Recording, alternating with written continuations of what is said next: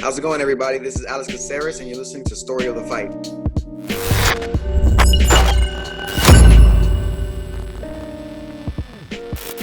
Will, what an exciting night of fights, man. Yeah, dude. It's crazy. It's crazy. From beginning to end, nonstop. There's a little bit of everything. Action, drama, suspense. Disgust. There is everything. Hey, did you hear, though? Heartbreak. Did you hear the news? What's the news? That if you want to find us anywhere, you can find us on Spotify, Breaker, Pocket Cast, Radio Public, Google Podcasts, and Apple Podcasts. Also on social media through... Yeah, we got Instagram, at Story of the Fight, Twitter, at Story of the Fight, obviously YouTube, and then we have a discussion group on Facebook, which is called... MMA Talk Community by Story of the Fight. And by the way, that chat was just full blast last night. Just bing, nice. Bing, bing. The entire time, man. It was nuts. Well, also, I mean, this last card was so crazy that I was texting you and George a lot throughout it. And normally I refrain from texting you lately during the fights because I want to save stuff. Yeah, we want to talk about it here. You know? But I just needed to talk to people who I knew were watching it. You know what I mean? It was just so crazy. It was just so nuts. And again, it was just nonstop. I mean, even right now, look on the MMA Talk Community by Story of the Fight podcast on Facebook. We have Kevin Skogan there just posted something. Skogan. So people are still talking about the for all the people, and it's a pretty disgusting picture he put up. But you can probably guess what it is. But yeah, I mean, just all night long. And maybe it was the crowd being back, the definitely energy you felt from it. Mm-hmm. I can only imagine the adrenaline running through these fighters' veins, just because just sitting at home, I felt it. Insane. You know? Yeah. Dude, I'm still pumped about it.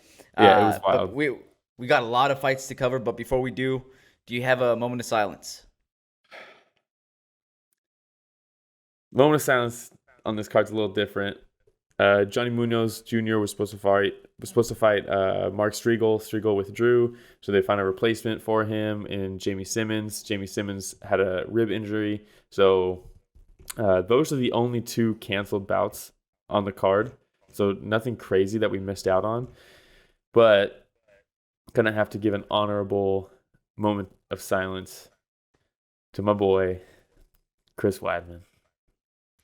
That was gnarly, man. That was gnarly. It was, dude, you know, and I'm not the biggest Weidman fan in the world, but it's just heartbreaking to see, man. You know, don't want to see that happen to anybody. No. So I went through on the chat, and I just asked which one was worse, Weidman's or Silva's. That's all I said, right? Weidman says Armando. Mario says, shout out Mario Barone, Weidman. Socrates, Weidman. My buddy Sal Lalia, so crazy he suffered the same fate as Silva did against him.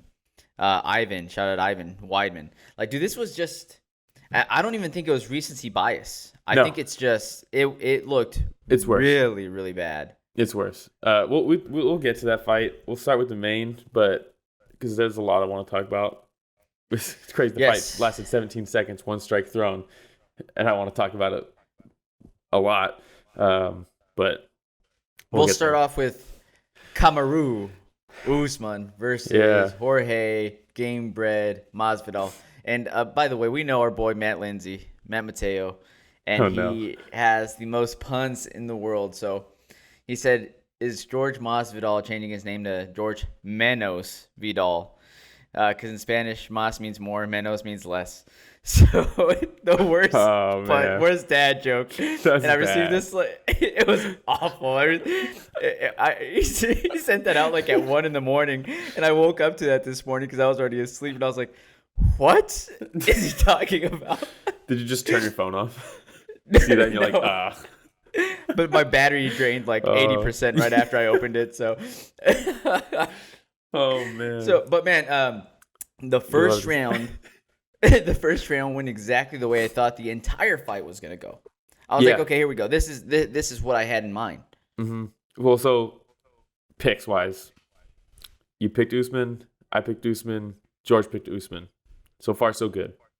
So far, so good. So far, so good. Same thing.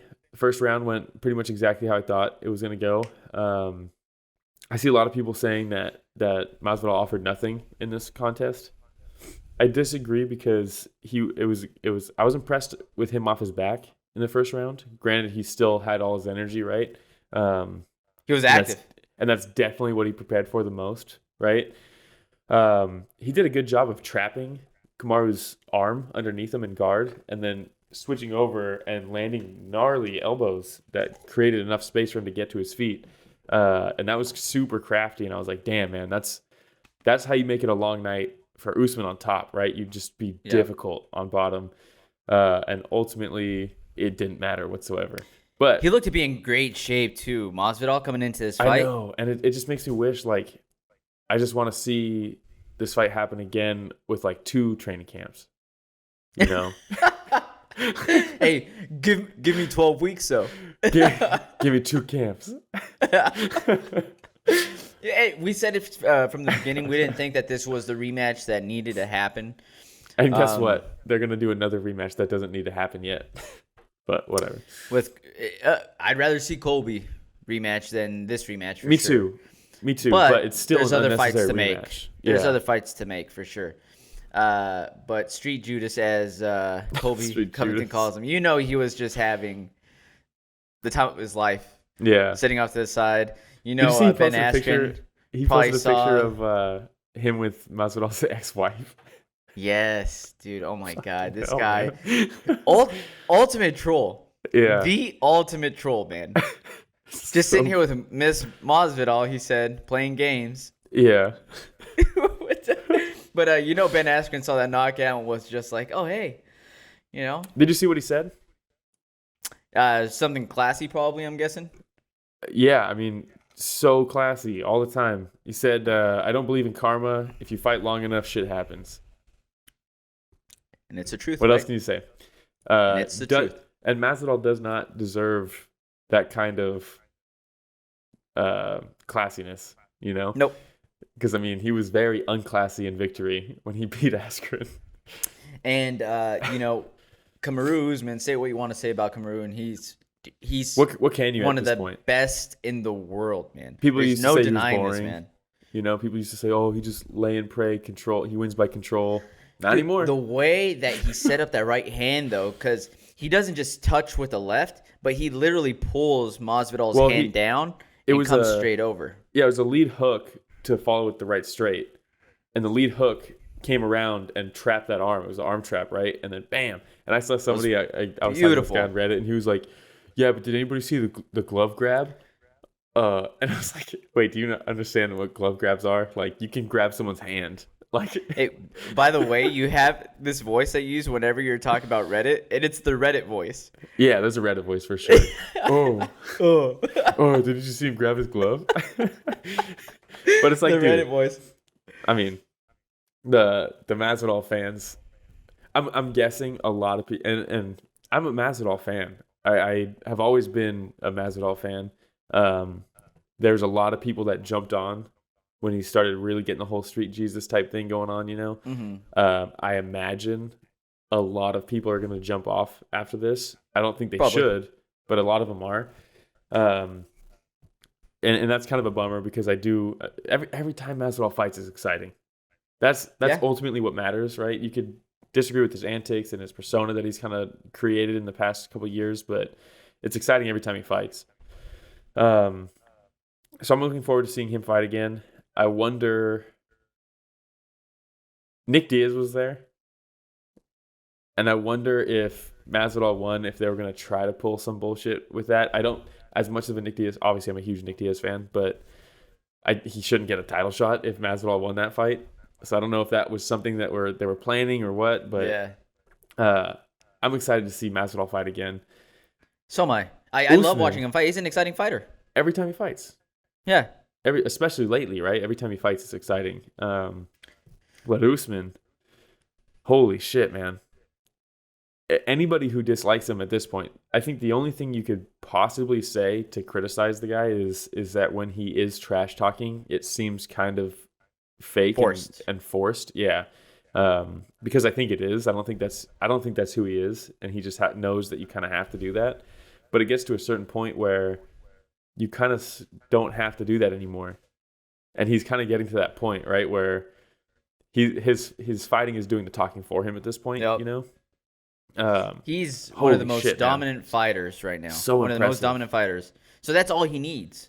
Yeah, that's all he needs. Because why? I don't need to sell the fight any more than my skill set. Because everybody wants to see that kind of shit happen. Everybody wants to see right straight knockouts. You know, if the impact, and when they showed it slow motion, and you just see all the sweat. Well, it wasn't sweat. I wanted to talk about this too. It wasn't even sweat. It was in the corner. I noticed it after the first round. When they poured water on him? Poured a bunch of water on him. I was like, okay, I get it. You don't want to be grappled. I get it. That's an old school tactic, right? Pour a bunch of water on you. Oh, Yoel Romero. Ooh, Yoel Romero did it, and they're buddies. So I wonder if that's who he learned it from. But it's funny because you do that. I mean, part of it also is cool yourself down, right? Yeah. You just had a very electric first round in the main event, first time back with a crowd, sold out in your hometown. It's got to be overwhelming a little bit. So, right, cools you down a little bit. But also, I do think it's a little bit of a tactic against a grappler, and ultimately, it ends up making the knockout even more like iconic and like visually like incredible. Because, dude, some of the pictures. I saw people like, because he says he baptizes people, and it's like, dude, that, I mean, it's perfect. You know, you can't even. It's almost hard. It's hard to put words to explain it. You know, I saw someone say that Usman dehydrated him, which is hilarious. Knocked the water out of him. Oh my god! But did you see when he went down? He spun around and shouldered, like his head. He was so out that he shouldered himself in the head. Oh yeah, and then went down. So out that he was complaining and asking, "I wasn't out. What happened?" Yes, what happened? Yeah. Jesus, man. So they were saying when he sat back down man. in the corner after the fight, and when he started coming to again, and he watched the replay, that they're like, "Oh, Masvidal just now realized what happened." Yeah, and that happened. It was the second time of the night that happened. Yeah. And dude, say what you will about Usman, like you said, like there's really no room to criticize his performances at this point, because you look at the way he beat Colby, Burns, and now Masvidal. Dude, absolute barn burner of a brawl against Colby Covington for 5 rounds, and then breaks his jaw in the 5th, and then Burns gets rocked hard, comes back, finishes him with strikes in the 3rd round, and then Masvidal just absolutely first knockout of Masvidal's career, I believe, in the UFC. In the UFC, he's been knocked out before, but not in the UFC. That's first one to finish him that way, man. That's crazy. And you go back and watch. I forgot what organization it was, but he's been knocked out with a lead hook right straight before. Damn, that shot gives him problems, dude. Kind of crazy, man. But yeah, I mean, just and you see his father in the cage after. Yeah, and I don't know if people don't know the story, but his father was in jail for a long, long time. Said they not the greatest relationship. So to see him in there with the rest of the family, with the belt around his waist, is just beautiful, you know. Dude, this night just felt right. You know what I mean? I don't know about that. Well, maybe not for you, but I'm saying more for like the event. The night felt right. Yeah, the night felt right. There was just one moment that I wish didn't happen, but other than that, you're right. You see the commentary team sitting together again. You see the classic reactions, you know, that you always get when Anik, DC, and Rogan are together. I know. You know, they pan over to the crowd and you see celebrities sitting everywhere. You know, people having a good time. You know, you see the replays like this. Where the water just like, and the crowd's like, whoa, at the exact same time. Dude, the night just felt like a normal UFC night. Yeah, you're right. It was in the first fight, which was the first fight that I saw. At least I went back and rewatched the first fight. I missed the first fight originally, but that first fight that I saw, the second fight of the night, was so insane, and instantly I was like, crowds are better. Crowds are better. Yeah, and I thought the exact same thing, because I remember boost. thinking to myself, the longest time I was thinking, like, man, this is almost pretty sweet being able to hear everything, you know? It is still cool, right? You know? But, dude, there's nothing like 15,000 people and they're all just screaming, and it gets you going too. Yeah. You know? So the boos were unfortunate, and it reminded me of why I hate crowds. But, because honestly, maybe only once was a boo warranted throughout the night, but they booed more than once. So a lot of the times I was pissed off about that. And speaking about that, when Usman walked out, they were booing him, and I thought that was warranted, right? Because they're in Florida, Masvidal's Cuban, Florida, all that stuff, right? So obviously Masvidal's home crowd. Yeah, obviously Usman's going to get booed. At the end of the fight, during his interview, no more boos. Actually, in the start of the interview, there were boos. And then halfway through the interview, everybody's cheering for him, because how can you not? You know, when he said it perfectly, he's like, all you guys came here wanting violence. I just gave you violence. And it's like, fuck, man, Are you not entertained? Hard. Yeah, exactly. Are you not entertained? Exactly. You know? Dude, the post-fight, I also thought it was very fitting where the schmo asked him, about the extra punches. And his response, they were super necessary. They're super necessary. And dude, man. Yeah. And if I saw someone say it looked like he pushed Herb Dean to land more punches or more hammer fists. I rewatched it, not even close. Herb looked like he was going to go in and then circled back around the other way, but there was no contact there. So, and dude, the reality is. Let me ask you, how do you feel about Herb Dean's stoppage? On the Masvidal fight? Yeah. Perfect. So did I. Somebody was saying Herb Dean should get fired, and I thought, no, because he's circling around to see if Masvidal is reacting. Because his arm was and Masvidal is, from the angle Herb Dean's at, it looks almost like Masvidal's trying to roll over. Yeah. So imagine if Masvidal rolls over and turtles, and Herb Dean stops it. Then everybody be like, he needs to get fired. Yeah. Because it was perfect. It's a title fight. It's the main event. It's a title fight. You give them the chance. Obviously it was, and watching it with replays.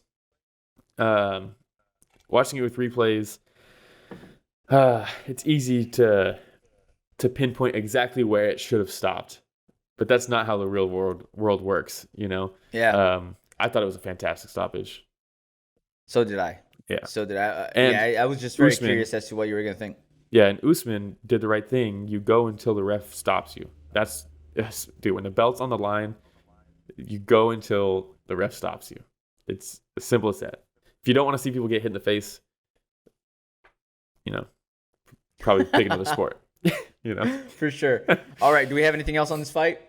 No. It was just a perfect main event for this event. All right. Namajunas versus Zhang Weili. Thug Rose. And I think this is where the new iconic reaction from the team was. Yeah. From this fight right here, right? Yeah, from it was the commentating team. It was wild. Joe Rogan's eyes look like they're about to pop out of his I know, dude. pop out of his head. Yeah. Classic. Yeah, it was I'm just so happy because big Pat Ferry fan back in the day.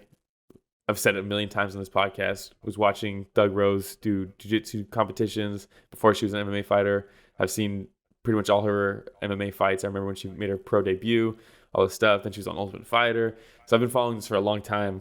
And, man, you could see there's just so much raw talent that just kind of needed to be refined. And, I mean, she already beat the person who took her belt from her. So for me, it was like, man, I still think she beats pretty much everybody in the division, So going into this, Zhang Weili, obviously, I'm a huge Zhang Weili fan. And this is where I was like, I wish we were back at the Apex because she's getting booed. Dude, that it bummed me out, honestly, in the walkouts when she was getting booed because it who knows, right? But it looked like it actually like caught her off guard and like affected her. it bummed me out. She was walking out smiling and happy and happy to be there. She stoked. did, yeah. I know exactly what part you're talking about too. It looked like it actually like broke her a little bit, and why was she being booed? It's stupid. It makes no sense. She's an exciting fighter. She just had the best female fight of all time, and people are booing her on the walkout. Get the fuck out of here. And I'm a huge Rose fan, you know? Yeah. I don't know. Yeah, That so pissed me off. she like you said, she has the biggest smile walking out. And then when I don't know whether they put her up on the jumbotron at that point, and everybody starts booing, you could see her kind of like look away and start like looking around, like, are they booing at me? It bummed me out, man. And obviously, I mean, she's a champion. She's not gonna let it affect her that much. But I don't want to see that. You know, there's no point to that. Like I said, Usman, it made sense. You boo Usman because he's fighting the home team, right? But Rose isn't from Florida. China versus USA. I guess you could say that, right? But democracy won. Democracy won. Yeah, I guess. But, I mean, that's what Doug Rose was talking about going in, right? Yeah, dude. Well, that's because of her past, right? And not her personal past, but her family's heritage and their past and what happened in their countries. But this is the first one that we disagreed with, right? Me and George had Rose. You had Zhang Weili.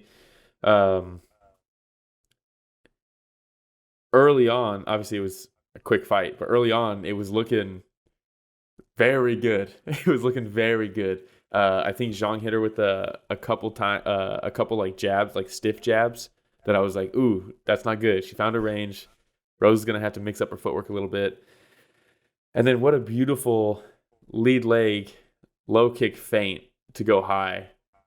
I saw someone when Zhang Weili fought Joanna, there was a video of her training with Senshai, the Thai boxer, and the way he rocks his hips and he scoots back out of the way of low kicks, and you could see him teaching Zhang Weili that, right? And they're working on that together. And then you see in the Joanna fight, she did that a lot. She would scoot her legs back, hands come up like this, kind of standing up tall, and it was very successful for her in the Joanna fight.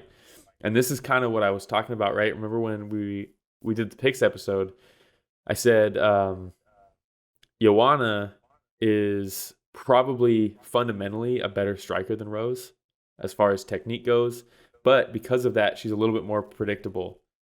And that Rose is a little bit more unorthodox, and you can't fight her like you would fight a traditional striker.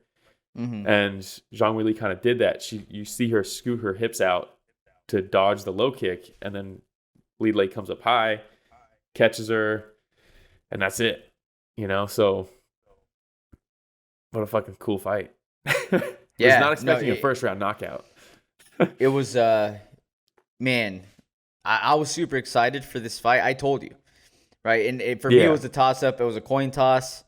I ended up going Zhang Weili. Picked wrong. You know, it's going to happen. Hey, happened to me twice. When Ben Askren says, hey, when you're picking fights this long, it's bound to happen. You're going to pick some wrong fights.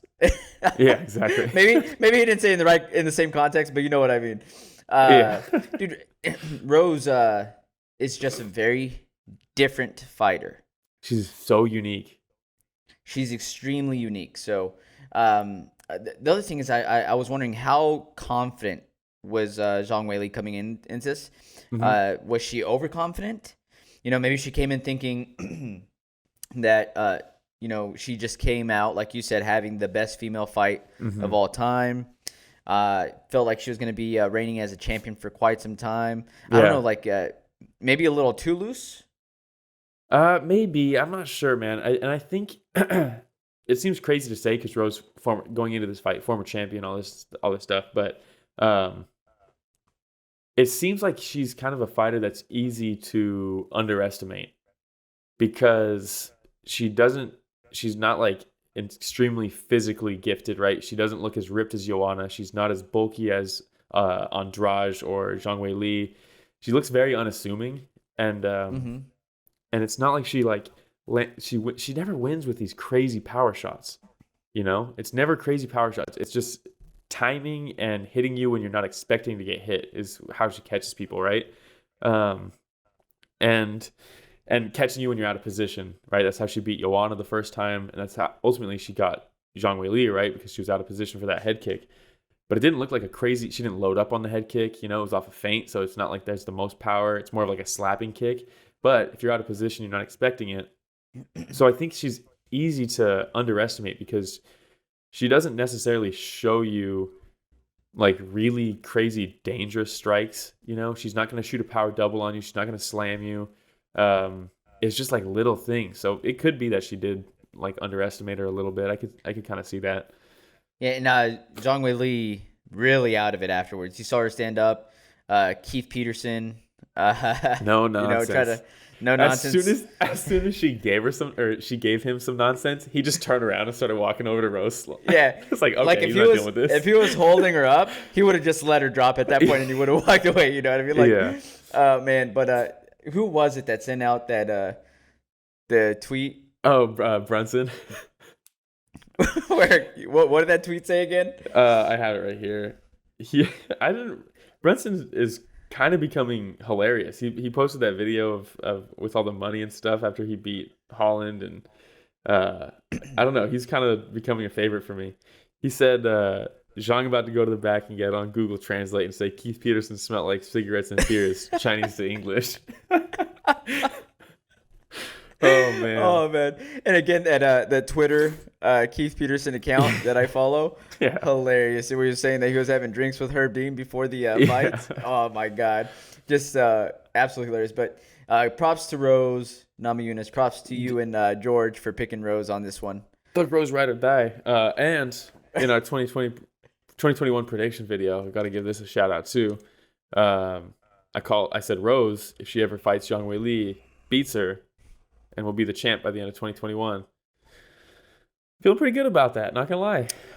Yeah, we'll see if she gets another fight in by the end of the year. I know, right? And who that fight early. is. Still early. Yeah, I would love to see her.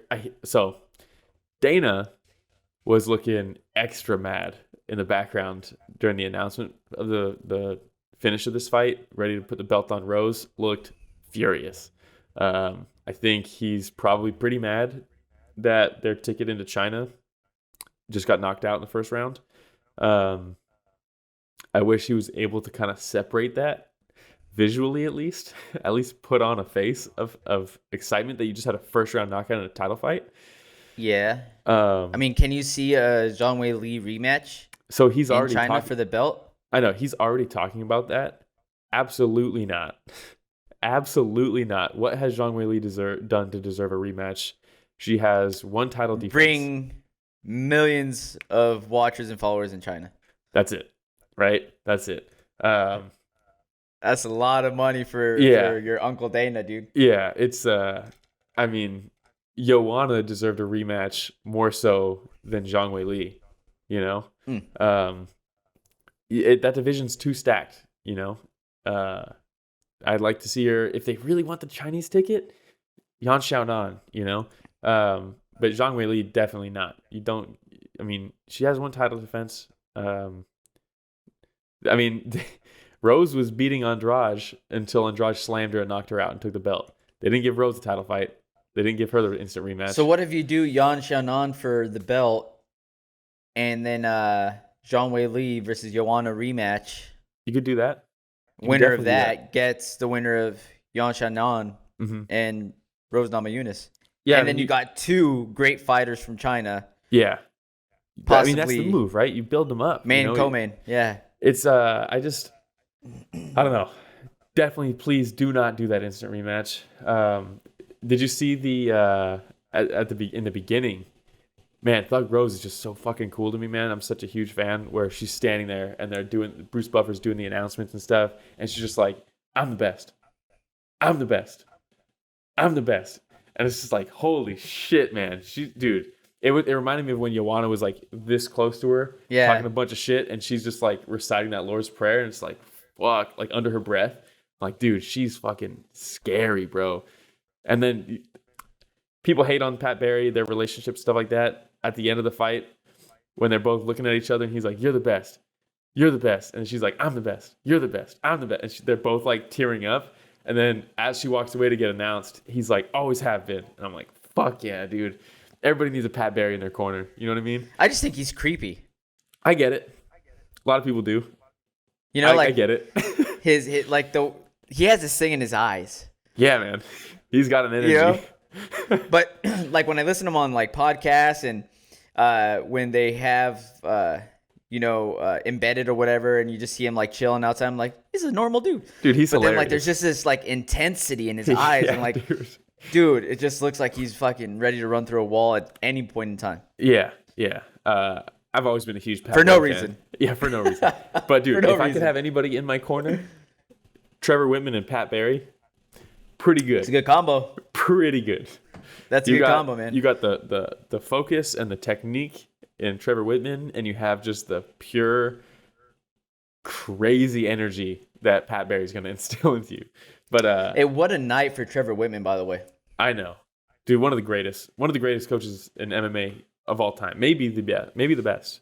Right? You could argue Greg Jackson or Javier Mendez. Right? Both are decent picks, and you could argue. But man, Trevor Whitman, beautiful. Yep. Did you see also going back to the Usman Masvidal fight, the corner reaction from Usman's corner? No. Everybody jumps up, goes crazy, and Trevor Whitman's just like, "Oh yes, I did. Yes, I did. I saw that. He's just like, I saw that. This, of course that happened." And I forgot to say this too. One more back thing on the Usman fight. Going into it, I was like, I think Usman's gonna win. He should win. 9 times out of 10, he wins this fight. But he needs to stay disciplined, right? He can't get careless. Getting a little careless in the first round. In between rounds, Trevor Whitman says, slow down. Basics. Just touch him. Keep it short. Keep it tight. Goes out there and knocks him out in the next round. Fantastic coach. Fantastic. Great job, Whitman. Great job, Trevor Whitman. All right. Valentina Shevchenko versus Jessica Andrade. I picked Shevchenko. Same. I mean, come on.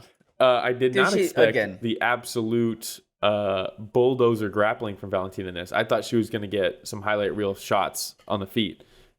This reminds me of John Jones, kind of, because when there'd be fighters going in against John Jones and he's already clearing out the division, and they're like, well, he's not going to want to stand and strike with this person. Guess what John Jones does? Yeah. When he goes into a fight and everybody's like, well, this person's bringing in some serious wrestling. John Jones never faced anybody like this. Guess what John Jones does? He out-wrestles that person. Yep. He starts trying to prove a point that he's the best fighter in that weight class, and I feel like Valentina Shevchenko was just doing that now. Yeah, at everything, right? I mean, Shevchenko, it's almost like, what more can you even say? You know, it gets to that point. You know, Demetrius Johnson, John Jones has always had the controversy, so there's something interesting to talk about all the time. But Valentina, zero controversy. Probably one of the best moments of the night when Jorge's like, come get some. And she goes, huh? Come get some. What? You don't know come like get some? You don't know come get some? Joe. One of the best moments of the entire night. It was rough, between Joe Rogan. But the way he handled it was perfect. You hear the crowd start laughing a little bit. Yeah. She starts laughing a little bit. You know, everybody's having a good time. It was exactly what I needed from what I witnessed before this fight. Yeah. So it was a nice kind of like, get some levity in this. Come get some. And I love how she said, you know, women continue trying to figure out what my weakness is. Yeah. And she was like, I don't have one. Yeah. Scary. Terrifying. So scary, bro. Terrifying. Did you see in the lead up to the Rose Zhang Weili fight? Doesn't amount to anything really because Zhang Weili lost, but the sentiment still holds true for me. She said, I wrote it down. That someone asked her what she learned from the Joanna fight, the war that they had. And she said that I learned that when we push ourselves, our potential is unlimited. What a takeaway, you know? And there's fighting just has these lessons, right, that you can learn about yourself and stuff like that. And if you're going to take away something from that fight, when you push yourselves, potential is unlimited. Like, because people think they are limited, right? People think all the time, like, I can't do that. Oh, I can't do that. That's too much. But when you actually push yourself, and I don't think anything pushes you like fighting does, right? When you're getting the shit beat out of you and you're beating the shit out of somebody for 25 minutes and you still keep going, that's how you really learn. Because what else is going to put you in a position like that? If you can overcome that, then like what can you not overcome? So that's beautiful, man. Yeah, love to see that. But Shevchenko, man, she did in the first round when Andrade came up and she was coming in tight. She landed like a nice like straight down the middle. She's a much taller fighter, so it came down on Andrade, which ultimately is probably better for straight punches, right? You kind of want those to come down on you, so you hit your forehead a little bit more. But right then, I was like, oh, it's going to be a long night for Andrade. Not as long as I thought, but still a rough one, man. Those elbows, holy shit. Oh, I was just going to say that because you even see the level of intensity increased with those elbows. So, and she said, she was throwing those elbows, and once she saw blood, dude, you just see her just really just start nailing those elbows down. She kind of did what you always want to see in the crucifix, is someone just go fucking balls to the wall with those elbows. A lot of the times it's hard to do that because you have to be in such control, right? A lot of the times crucifix is controlling, but you can't control them enough to where they're actually like blocking shots. But like you said, she saw the blood, and that's something that Valentina has that not every fighter has, is that really good finishing ability. Some people aren't finishers, but Valentina is a finisher. Absolute finisher. She's fantastic, and she's a very smart fighter, man. And I'm not saying anything that nobody knows, but like just thinking about her knowing the situation she's in, as soon as she saw blood, she understands it's natural human nature. As soon as anybody sees blood, to think like, okay, they're really hurt. So all she had to do, even if the first elbows hurt Andrade just as much as the last ones, she just had to increase the intensity. With the ref seeing the blood and the amount of elbows just coming down really quickly, they're more likely to stop it right away, right? Yeah. So it's weird. Crucifix is one of those positions where you can win by TKO, even though like the fighter's completely coherent. Like they're totally like they're not fine, right? They're getting Roy Nelson, Kimbo Slice. Roy Nelson, Kimbo Slice. Dan Cormier versus the Polar Pop Ozdemir. Yeah, same thing, right? He was just stuck and just slow, methodical hits, and you're not intelligently defending yourself because you can't. There's nothing you can do to defend yourself, and you might be totally fine, and they call it, but that's it. That crucifix position is the worst position to be in on the ground. For sure. I would rather be mounted. I'd rather have someone on my back. Every other position much better than being crucifixed, especially when you have a finisher like Shevchenko on you. She's so scary, man, and I love it. Yeah, I mean, I don't know who's next.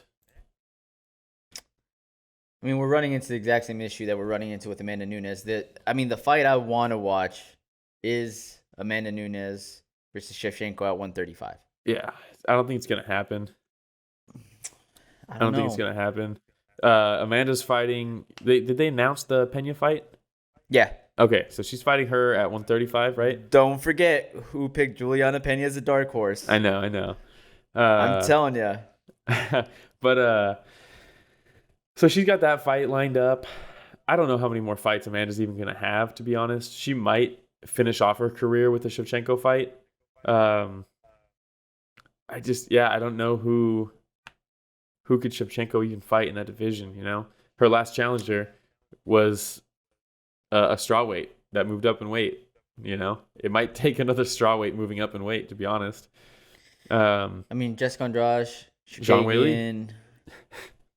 Ooh. Because, Zhang Weili has even already talked about potentially going up and fighting Shevchenko.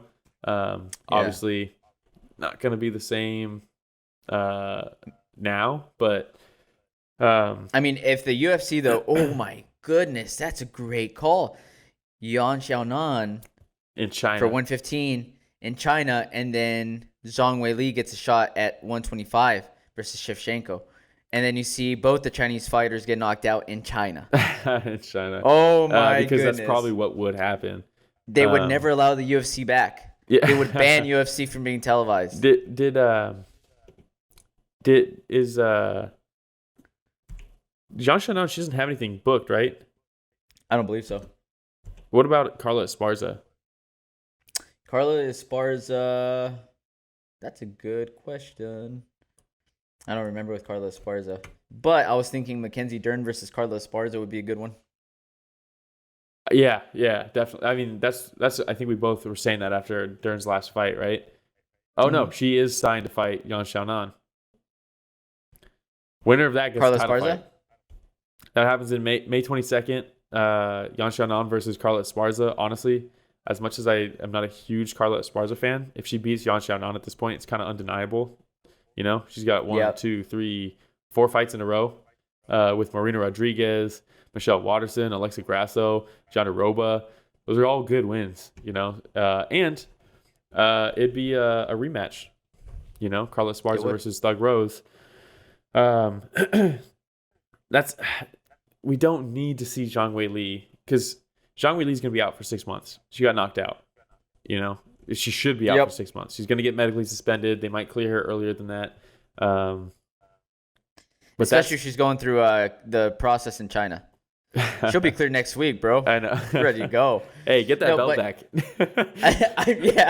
I'm just saying, you know, because I could really, really see Dana White pushing for a rematch if he really wants to get into China. It's still a title shot if he says it's a rematch. So it would still draw a crowd, draw attention. But if we don't get that rematch and we still find a way to get Zhang Weili a title shot in China, this would be it. Yeah. And like you said, who else are you going to put up against Shevchenko? So it'd be a win-win, really. Yeah, it'd be a win-win. Zhang Weili could angle this Santiago as... Calvillo? Yeah. Come on, man. But Zhang Weili could angle this as she could pull the Joanna thing. I had a really bad weight cut. That's why I got knocked out. I'm going to move up. Title fight. That's honestly, it would be in any other division. It wouldn't work. People wouldn't be on board. But there's nobody else, right? For Shevchenko. And then later on, she can come back and be like, "Just kidding. I learned how to weight cut now." And I got a nutritionist. Yeah, exactly. All right. Anything else on this fight? No. I just want to say that we picked just the main card, and I picked all 3 of the most important fights, and disregard anything else. Doesn't matter as much. Oh man. So this one here, Uriah Hall versus Chris Weidman. Yeah, boy. Is that your moment of silence? He's still my boy. That's still my boy. Dude, that was heartbreaking, man. Seeing him go out on the stretcher like that, and dude, I had people texting me who know I'm a big Chris Weidman fan. I'm just very nostalgic for it wasn't the longest title reign at middleweight, but no, it wasn't. It was 2 title defenses, more than most people though. 3 title defenses, more than most, way more than most. But shout out Cody Borges. Wasn't into MMA whatsoever until he started hanging out. When I got hired at Gilroy, we were hanging out. And he would come over and watch the fights, and that was right around the time Chris Weidman got the belt. And I remember I watched the Machida fight with him, where Machida goes balls to the wall on him. 10 seconds left, has to knock out Chris. Chris weathers the storm. They break. Chris calls him over again, and it was like, holy shit, man, this man is indestructible. He's just so fucking cool, man. And that's what got Cody into MMA. So he messaged me, and he's like, dude, I can't, it's such a hard thing to watch. Chris Weidman's got me into the sport. I remember watching his fights at your house. And I'm just so nostalgic for that era, man. When he beat Anderson, then in the rematch, Anderson snaps his leg just the same way. And that's something that nobody could take away from Weidman. You know what I mean? He's still got that. People try. Oh, you caught Anderson when he was fooling around. Oh, it was a fluke when he broke his leg. People still try to take that away from him. But regardless he knocked him out, man. And he knocked him out when Anderson was clowning. But Anderson clowned a lot, and nobody knocked him out when he was clowning, other than Chris. So I'm nostalgic for that time frame. It was just, and then the lead up to the Rockhold fight, and the Rockhold fight was fucking awesome. That whole card was awesome. Ultimately, obviously, Chris lost that fight, but it was a great fight up until then, and it still is a great fight. So you see something like this happen, and it just fucking sucks, man. And it sucks for Uriah too. Uriah was crying. He was crying in there. And I thought Uriah was absolutely pure class in his interview. Said, I couldn't have said anything better. If somebody would have written it out for him, knowing that this couldn't have been better.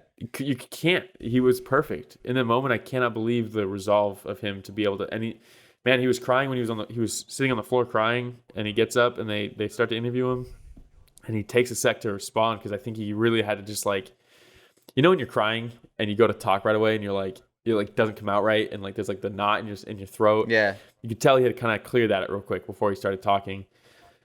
And I thought it was really classy saying, I don't care what happens in the future. If he comes back, I don't care where I'm at in the rankings. I owe him this fight. And yeah, I mean, Uriah Hall has always been pure class. Always been. Yeah. So that doesn't surprise me. It was still pretty remarkable the way he handled it. But man, you just see him. You see the picture of the bone sticking out the back of his leg. You see him, like you said, carried out in the stretcher, covering his face with his hand up as he gets pulled through the crowd on the stretcher. Fuck, man, you just hate to see it, man. You just hate to see that happen to anybody. And the fact that it happened to Chris with his history with Anderson, where it happened to Anderson in their fight, it's just... By the way, a classy message from Anderson Silva as well this morning. Yeah, posted a picture of Chris with the American flag around him. Said, I mean, just a good message. And again, same thing with Uriah Hall. I'm not surprised, you know. Anderson's always been a very respectful, I mean, antics aside, he's always been respectful, you know. Once he's in the cage, it's another story, but I don't think that's disrespect. I think that's who he is. Gracious in victory and defeat. Himself. Yeah. Except for when he fought my boy, Chael Sonnen. Yeah, but come on. I mean, dude. The American gangster. Yeah. And the only reason he lost is because he was confused about the rules. Yeah, only reason. One on a technicality. But exactly. Yeah, man, it sucks because I was really looking forward to this fight. Obviously, we both picked Chris, and he looked fucking good coming into it, man. He looked better than he's looked in a long time. He was. I was gonna text you that he looked like he was in really, really good shape. Yeah, now he's been training with Wonder Boy over in Carolina. So, but still with, man, and you see fucking Ray Longo after the fight thanking Uriah's coaches and stuff. Man, he looked like he just watched his son get hit by a car. Devastated too. Yeah, he must have been devastated. Probably still is. And that's the thing that sucks about this one the most is that there's so much spotlight on Chris's immediate surroundings with Ray Longo, Matt Serra. He's really good friends with John Vellante and Wonderboy Thompson, where they're like family basically. And you know the moment with his dad after he got knocked out or finished by Luke. And so the fact that we've been introduced to his like family circle, you know, and like know them and know how close knit they are. Just thinking about like how they feel during this moment and like how much they're probably worried for him and imagine you see that happen to someone that you're so close with, you know, it's the whole situation is just so awful. Awful. But then in the aftermath, reality hits. In his last 8 fights, this is his 6th loss. Yeah. Would you be surprised the UFC let him go? Yes. I don't think they're going to let him go. He's still under contract, I believe. I think they're going to give him every opportunity to come back from this specifically, especially because it was the first strike thrown. I don't think he's going to come back and fight Uriah Hall right away, or if he's going to come back and fight someone in the top 10 even. I don't. If he even comes back, man. If that's what I mean. If he ever comes back. At this point, I wouldn't be surprised if he retired. The leg break is fixable, right? The bones are fixable. What sometimes isn't, though, is the nerve damage. When it snapped and he took a step back, and this is people were asking, is this worse than the Silva one? It is, because when Anderson stepped back on the leg, it didn't fold back on itself 100%. Dude, this one, Weidman stepped on a peg leg with his leg fully flat against the floor. And that does, with those jagged bones, I mean, if the bones stick out, it's almost guaranteed nerve damage. He might not be able to like feel his foot ever again. That's the real truth of this, you know? Anthony Smith talked about this in his post-fight interview. Did he? He was actually in the middle of his interview when it happened. Fuck, and so he's talking, and all of a sudden you hear everybody go, "Oh," because you could still hear what's going on with the crowd. And then all the reporters like start like shuffling around. He's like, "Did something happen?" And they're like, Chris Weidman just hurt his ankle. And he's like, "Oh, you hate to see that." And he's like, "No, but it broke like Anderson's did." And Anthony starts getting emotional up there. Yeah, or Anthony starts getting emotional up there because he was training with Weidman leading up to his fight. You know, his camp was with Weidman, and he was talking about how he doesn't know how Weidman has ever lost any of his fights because he's the best fighter that he's ever trained with. Yeah. So, and then he talks about the fact, he's like, I hope everybody understands that what fighters go through. He might never have feeling that foot for the rest of his life, or this might be something that hurts him the rest of his life. Yeah. You know, it's just... And vice versa. He might never be able to control that foot again, and he might be in constant pain for the rest of his life. If he isn't already, you know, most fighters will probably have some pain they deal with every single day. And like you said, it goes to show you that like all these people want to criticize these fighters and stuff, and like it's okay to criticize their character if they put on a show and they're corny and all that kind of stuff. But at the end of the day, you can't really criticize their performances, because they're going in there and risking this every single time. You know, what sucks with the worst part for me was Megan O'Leary had the update during the card, and she said Jimmy Crute's in the hospital. He's feeling better. They're gonna have scans upcoming, but he's good. Weidman was admitted to the hospital and will have surgery tomorrow, is what she said. And I was like, fucking hell, man. And probably the trauma surgeon or the specialist isn't there right now, right? He's not there. So they probably have to wait. They probably have to wait for swelling to go down to operate on it, all that stuff. But, man, we see them for these short moments, 15 minutes, 25 minutes, in this case, 17 seconds. But that's not the end of their night, you know? That's the end of the night that we have with them. But the end of the night for Chris Weidman is laying in a hospital bed with a leg completely snapped in half with a bone poked out the back probably of his wondering calf. if he's ever going to fight again. Probably wondering everything going through his mind, oh dude. Like, the pain is one thing. You probably have him on all sorts of shit. He might not be able to feel anything right now, but that doesn't change the mind from racing and thinking about what happened. And dude, people get post-traumatic stress from stuff like this. You know, like this could fuck him up. I mean, and he has to sit with that all night. I would be surprised if he got more than 30 minutes of sleep. You know. Man, I wish him a good recovery. You know, everybody's like, "Oh, speedy recovery." This is going to be a long one, man. It's a long one. This is going to be a long one. It was a long one for Anderson, and this was worse. I just hope that he has, you know, long-term health, a long-term healthy recovery, you know, because whether he fights again, whether he doesn't, I hope to see him fight again. Mm-hmm. I've told you before, Will, I'm not the biggest Chris Weidman fan. Mm-hmm. I've enjoyed watching him fight. You know, I don't feel the same way you do about him, but you still, no matter what you feel for a person in the sport, again, he seems like a good family man. Mm-hmm. Seems like a hard worker, somebody that you would want representing your gym if you had an MMA gym. He's a role model, dude. Like through and through, has always been. So you hate to see something like this happen to any fighter, especially to somebody of this guy's character. So, dude, if Wonder Boy thinks you're a great person, you're a great person. Dang. You know? Yeah, dude, when Wonder Boy and Sage Northcutt or anybody like that says you're a nice guy. Yeah. Good person. For sure. I mean, yeah, I hope it's a tough road. And I hope to see him back if he wants to be back, you know? Yeah. If he wants to be back, I'm all for it. I'll root for him just the same.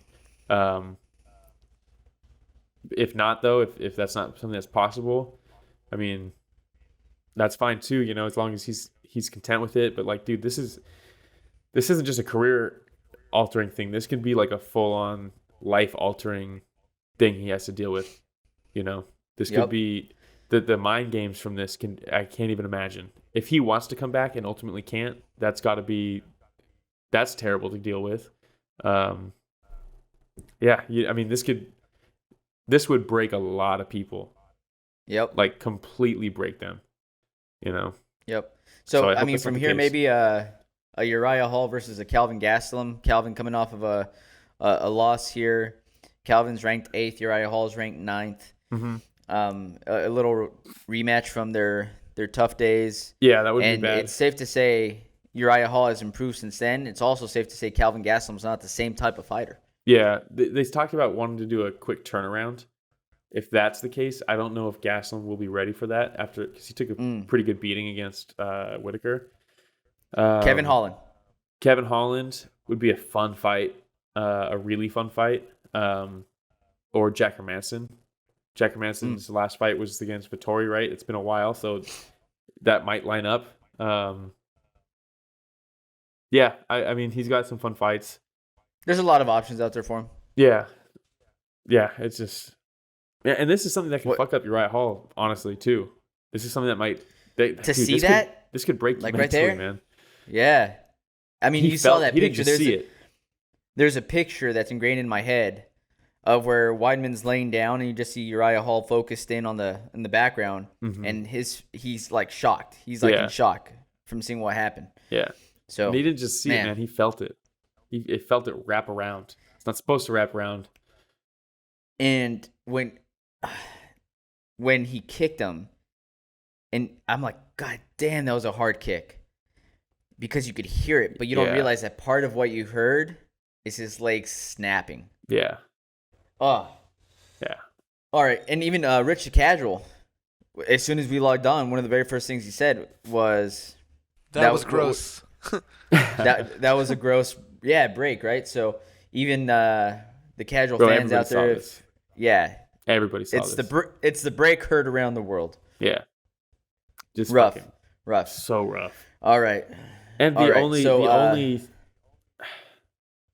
only bad thing of the night, you know. Yeah. It's the only low moment of the whole night. It added to UFC 261. 100%. The ups and downs, the excitement, the drama, like this card had it all, like we said before. Yeah. You hate to see this, but this added to the card. Yeah, and this might come off wrong, but moments like this are also what makes the other moments, the Rose knocking out Zhang Weili in the first round and seeing her reaction, makes those so much better because, dude, every time you go in there, this could happen. Every time. So, like, yeah. Joy wouldn't feel so good if it weren't for pain. Yeah, exactly. You know, good. I mean, good is nothing without bad, you know. They both kind of Sun need each wouldn't other. feel so good if it weren't for rain. You know what I mean? Hey, I only got so many of those, my man. We can go all day. All right. We'll go on to the next one. Anthony Smith, he walked out to Return of the Mac yet again. Yeah. And I felt it from the moment that song turned on. Well, I told you. Yeah. It was Anthony Smith versus really Jimmy Crute. Good. He looked really good. That jab. Holy shit, that jab. And dude, during this fight, this one also kind of ended in a way that was like unsatisfying for me a little bit. Not nearly as much, obviously, but as the Weidman one, but because it was turning into, this was going into it, like during the fight when he was, Jimmy Crute was landing heavy leg kicks, Anthony Smith was landing a heavy jab, and they're both going back and forth with it. I think Anthony Smith was getting the better of it, right? At the end of the day, I'd much rather take a leg kick than a power jab to the face. But this was looking like an instant classic reminder of why the light heavyweight division is what built the sport. It was, dude, it just two dudes who have heavyweight power and almost middleweight cardio, and they were just slinging it at each other. And I was like, man, this is why people like Tito Ortiz, Chuck Liddell, Forrest Griffin, all these guys are like cemented as their legacies are cemented, and they were pioneers for the sport. It's because fights like this, the way this was going. And I was like, man, what a fucking, during the first round, I was like, what a fucking fight to start this card. Like, obviously the card was amazing up until then, but man, and that plays a bit of a role. But to start the pay-per-view with this, I was like, man, light heavyweights just slanging and banging, man. It was just yeah. I was like, this is why you watch the sport. Fights like this, this is the type of fight that people get into the sport for. Just two jack dudes beating the shit out of each other, So I think you picked Jimmy Crute, right? Yeah, that's neither here nor there. But if I remember correctly, I picked Anthony Smith end of first round by leg kick. yeah, I was very specific. They're gonna stop it in between rounds. That's exactly. Call me Nostradamus, man, but I saw this from the beginning. Yeah. Man, I enjoy watching Anthony Smith fight. Another guy that we just see and think of as a good person to represent MMA. Definitely. So, by the way, in between which one of these fights was it that DC tried to fight Jake Paul? I don't know. I didn't see that until after the fact, and it was corny.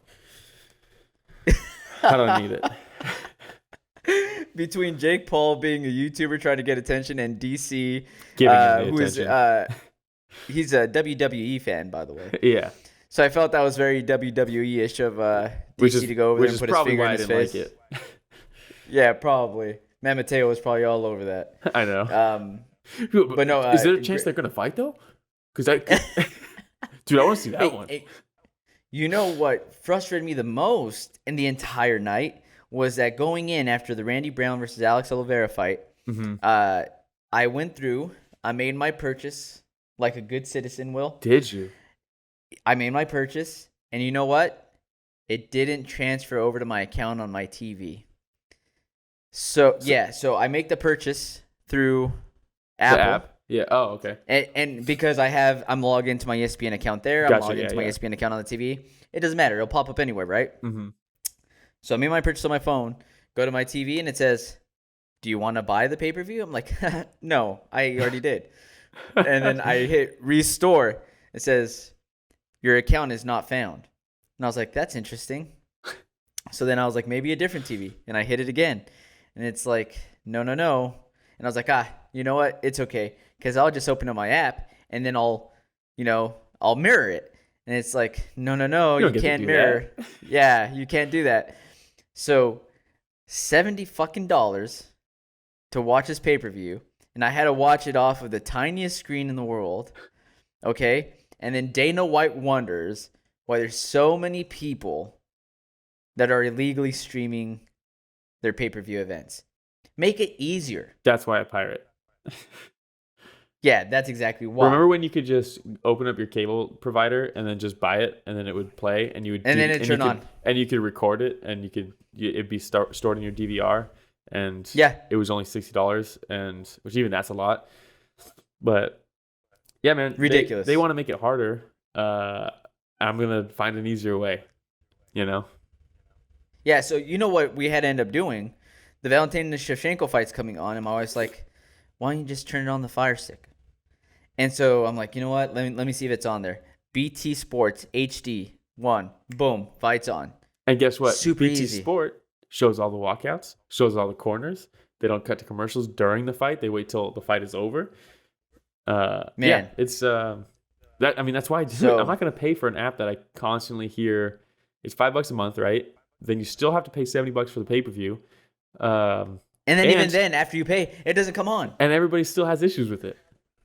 So frustrating. Yeah. I was so frustrated. It used to be. We didn't have any folks over last night. We usually have folks over for pay-per-view. My wife's like, man, I don't really feel like hosting. I was like, hey, no problem. That's what I'm saying. Yeah. Then everybody would have been like, dude, what's going on? I'd be like, oh, it's the app. Yeah. Dude, back when I lived in Prunedale with my parents, it was we had shout out to Prunedale. Yeah, we had Dish, right? So on certain cards, depending on who's headlining, there was a list of names that no matter what, I'm going to buy their pay-per-view because I don't want any hiccups. Because back then the streams were still there, but you'd have issues. I lived in Prunedale, internet sucked, all that stuff, right? So I'm not going to take the chance for the issues that are around the illegal streams. I'm just going to buy the pay-per-view. Chris Weidman was on that list. Bought every single one of his headliners. And no issues. Now, it's like the opposite. Now you'll have more issues if you buy it than the streams. The streams work flawlessly. If this one goes down, you click another one, it's go up and running. There's so many that they're gonna have no issues. It's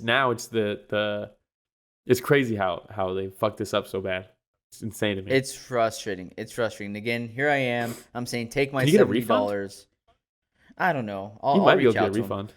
Yeah, but I feel dirty doing that. Why? You know, you buy it and they fucked you. Because I actually watched it. I actually watched it on my phone, dude. so I feel bad. Did you buy it to watch it on your phone? No. They owe you money. You know what? You're right. You're a man of the people. Well, I love it. Dude, they have a product. If they're gonna sell the product, make sure the product fucking works. If you buy something Apple, at the give store, my money back. If you buy something at the store and it doesn't work, you return it. It's the same thing. Yep.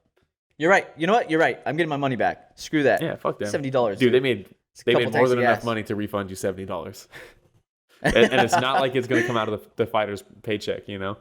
All right, so after this, Anthony Smith, I think I don't see him making another run at the title, but I see him continuing to do what he did just here. Yeah. With those folks that are trying to break into the top 6, into the top 5. Gatekeeper. Where the UFC is going to continue feeding them, you know? Yeah. Yeah. Has he fought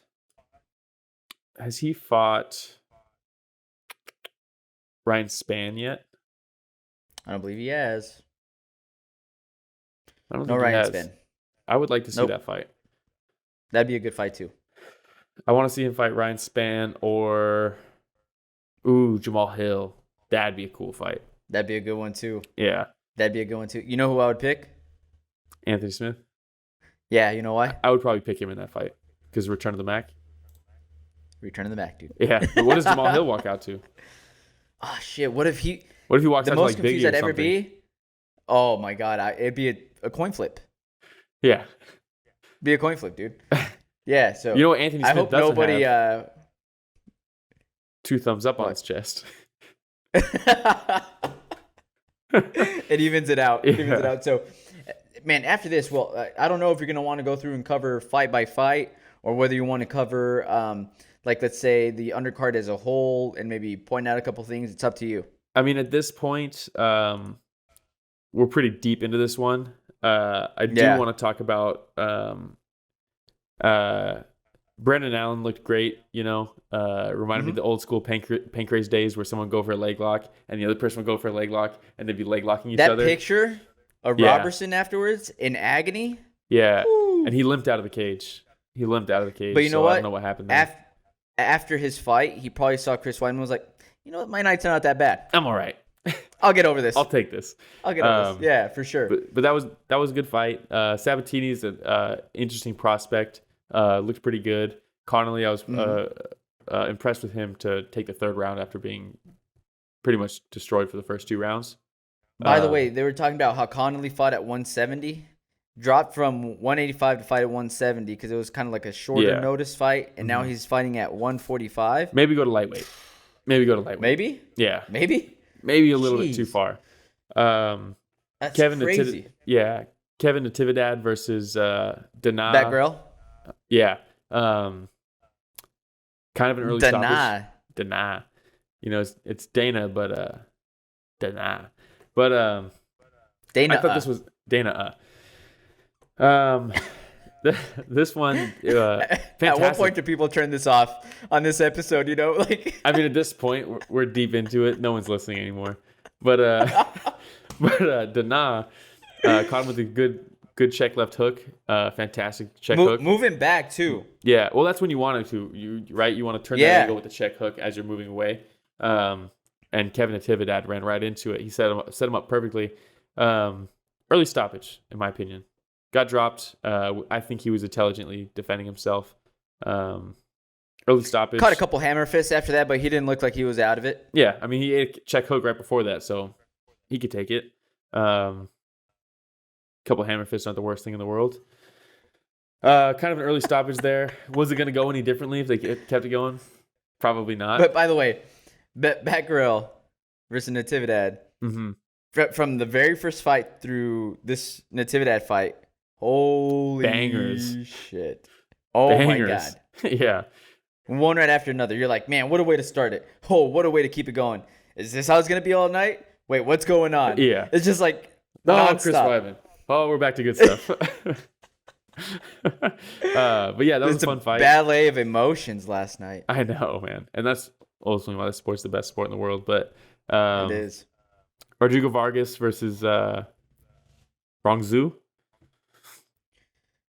Wrong Zhu. Right Zhu. Zhu right? I don't know. But this was a fun fight too. They were cracking each other. It was. Heavy shots. It was. Um, Hey, Rong Zhu, the youngest fighter in the UFC, is that what they were saying? really? Youngest fighter on the roster? He doesn't look Yeah. the part. Jeez. He's the first fighter 21. born in 2000 on the Whoa. roster. March 7th, First 2000.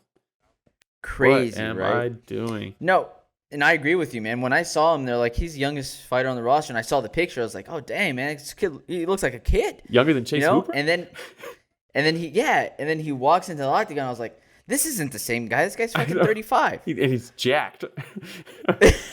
What's going on here? You know how you want to look older? You get jacked. That'll make you look older. Can't look like a boy. And you start fighting it since the age of 10. Yeah, exactly. But That's that was a really fun quick fight. way to look older. That was a competitive fight. Fight of the night. Hey, Rong Zhu wanted to throw down. He was getting frustrated. Yeah, he was. He was getting frustrated. He's like, dude, get off your bike. Come here. Yeah. The next fight, Jeff Molina versus Aori. Aori. Jeff Molina looking like a Diaz brother out there. And I think James Krause is in his corner. Fantastic He coaching.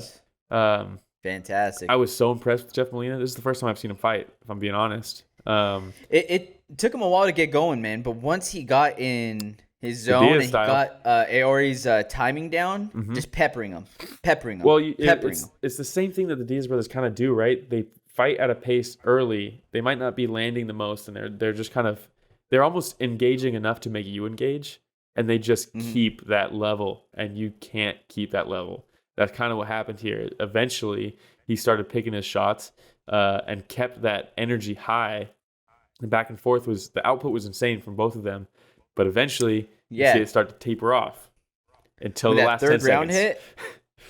when that third round hit, Mm-hmm. two things happened. Molina's like, I got your timing down. I feel very comfortable with my distance. Aori was like, what's head movement? I don't know. Yeah, and it was like a perfect combination. Yeah. Perfect combination. Man, for that them to just be 1-2. like, tat, tat, tat. 1-2 from Molina, man. Just touching him. And then the last 10 seconds, and he already hears the claps.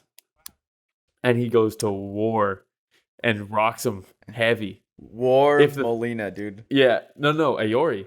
Aori. Both of them, yeah. Aori. But Aori. if the fence wasn't there, Molina probably goes down in those last 10 seconds. Probably.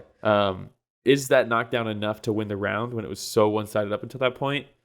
Who knows? Not my job. That's on the judges.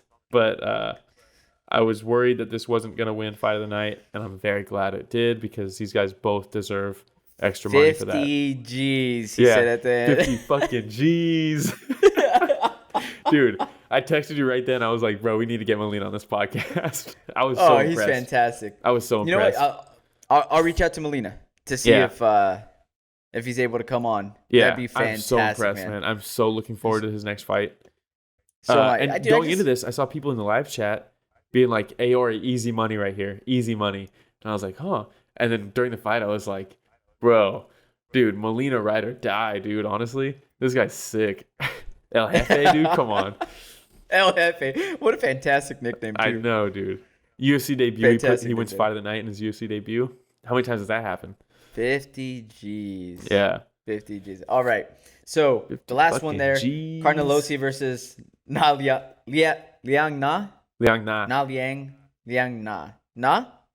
Nah. So, dude, again, first 5 seconds of this fight, Carnelossi comes in just hot. Comes in hot. And Liang Na's like, nah. Comes in, you could almost say, juiced. Oh, yeah, I think. Hey, those traps, though. Those traps, the back knee, both telltale signs of steroid use. Maybe she just has acne, dude. And maybe she just works out her traps twice a day. Could be. Could be. Could also be she's juiced. She could be More juice than working on Jamba. traps twice a day because she has zero recovery time because steroids. A lot of possibilities. Yeah. But man, again, a very exciting way to start off the night. Liang Na won and no more. Like some people were complaining about the stoppage. Probably could have stopped it in between rounds. Other than that, if it keeps going, perfect stoppage. I thought the stoppage itself was fine. Could have been stopped in between rounds. Think that's more on the corner than the ref. Yeah, but dude, just again, what an amazing night of fights. Yeah. For this to be the first sold out crowd again, and I don't know how long. Mm-hmm. And for people that were like, well, the undercards, I don't know, dude, absolutely delivered. A lot of people trying to prove themselves. People coming out from the Chinese Performance Institute, showing up and wanting to prove a point, came out guns a-blazing, swinging and banging, man. It just, we got it all yesterday. And yeah, fantastic. Props to the UFC, props to Dana White for, you say whatever you want to say about Dana White. Can he be a dick sometimes? Absolutely. But this guy gave us entertainment this last year where a lot of other, organizations didn't want to take the risk. Yeah. He did it, but he also did it a smart way. When fighters were showing up or testing positive, whether they thought it was a false positive or not, they took zero chances, pulled them from the card. It really hurt some of the cards. Yeah. But kept after it the entire year. Other organizations started hopping on board, looking at what UFC was doing, getting Dana White in as somebody that was, part of the board for health and safety, like a consultant. So, dude, he did it.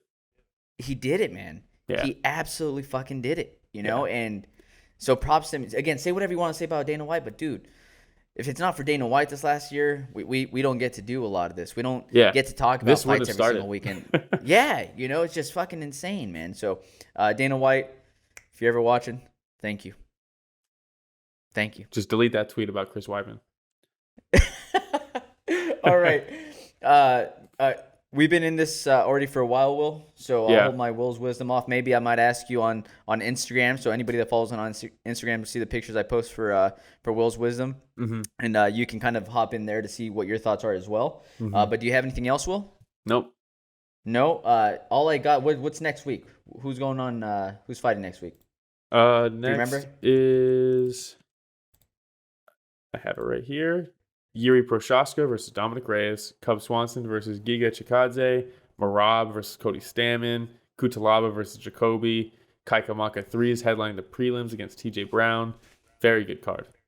By the way, you and I predicted Yuri Prochaska holding the title by the end of this year. So this is just the first step to Yuri's ascension. Before Will and I's prediction is 100% for the light heavyweight title. So. Perfect. That's all I got. Same. All right. Thanks for listening to this week of Story of the Fight, everybody.